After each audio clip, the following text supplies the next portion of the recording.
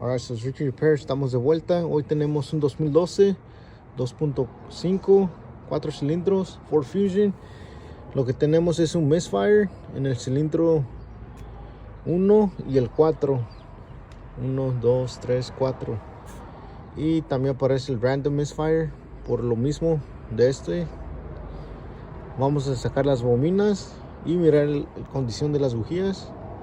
Como les había dicho, tenemos en el misfire en el cilindro 1 y el 4.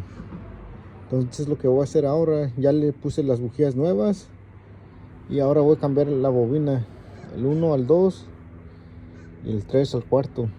Y si tenemos otra vez el misfire ahora en el 2 y el 3, entonces puede ser la bobina, pero lo más seguro fue nomás las bujías.